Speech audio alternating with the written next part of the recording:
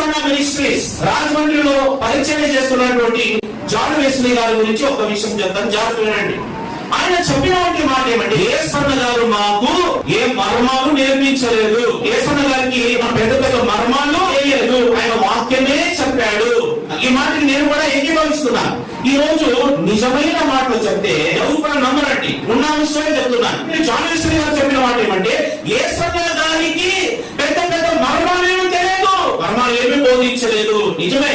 అయితే ఒక విషయం చెప్తున్నాను, యేసన్న గారు మనకు పెద్ద పెద్ద మర్మాలు ఏం బోధించలేదు, కానీ యేసయ్య కొడుకు పరిశుద్ధులుగా బ్రతకడం నేర్పించాడు, దేవుడు విశ్వాసం కలిగి బ్రతకడం నేర్పించాడు, ఎదుటి వ్యక్తిని ఎలా ప్రేమించాలి, ఎదుటి వ్యక్తిని ఎలా క్షమించాలి, ఎవరికి ఎలా మేలు చేయాలి, దేవుడి సన్నిధిలో మోకరించి ఉపవసించి దేవుడి మీద ఎలా ఆధారపడాలో దేవుడి సన్నిధిలో మోకరించి ప్రార్థన చేయడం నేర్పించాడు. ఈ భక్తి జీవితం లేకుండా, ఈ పరిశుద్ధ అనుభవం లేకుండా ఎన్ని మర్మాలు తీసుకుని ఏం చేసుకుంటాం? యేసన్న గారు మర్మాలు తెలియదు, కానీ యేసన్న గారు చేసినటువంటి ప్రార్థన వలన ఈ రోజు కొన్ని వేల మంది సేవకులుగా మార్చబడ్డారు, కొన్ని వేల సంఘాలు కట్టబడ్డాయి. యేసన్న గారు చేసినటువంటి ప్రార్థన వలన అనేక యవనస్తులు సేవకులుగా మార్చబడ్డారు, తాగుబోతులు తిరుగుబోతులు మార్చబడ్డారు. ఈ రోజు అనేక సంఘాలలో దైవజనులు యేసన్న గారు రచించినటువంటి పాటను పాడుకుంటున్నారు. కొన్ని లక్షల మంది మారు మనసు నిమిత్తం బాప్తిసం పొందుకొని